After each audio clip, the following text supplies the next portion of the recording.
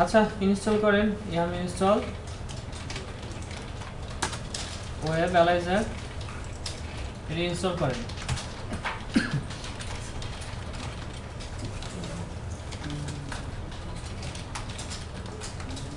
Web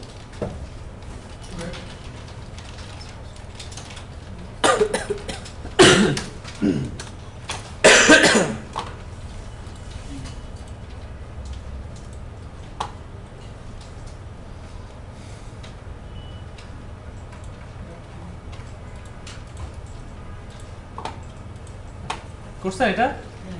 আচ্ছা এখন এখানে লিখেন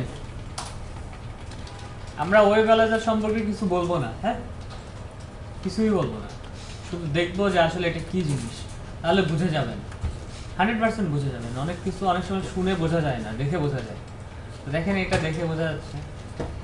তো এখন এখানে লিখেন এটার কনফিগারেশন ফাইলগুলো কোথায় আছে, rpm-ql, দেন এখানে কি লিখবেন, অর্থাৎ কোনো একটা প্যাকেজ ইনস্টল করার পরে তার কনফিগারেশন ফাইলগুলো বা তার শেয়ার রিসোর্সগুলো কোথায় আছে এটা দেখার জন্য এই কাজটা করি।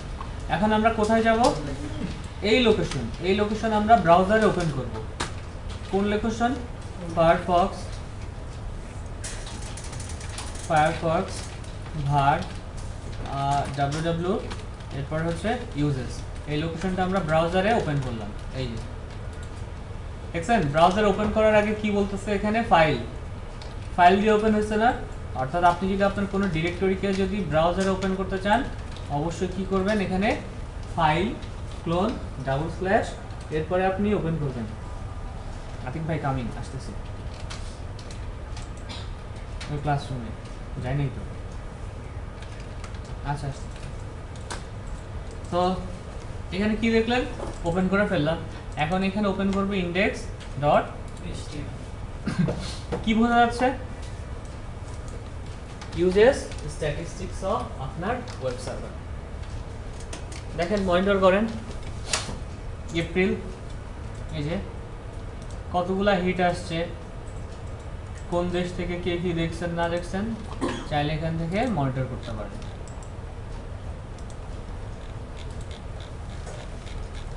সুন্দর একটা জিনিসটা, এটা সি প্যানেলের মধ্যে আছে। আপনি যখন সি প্যানেল ইউজ করবেন দেখবেন যে এই অপশনটা আছে।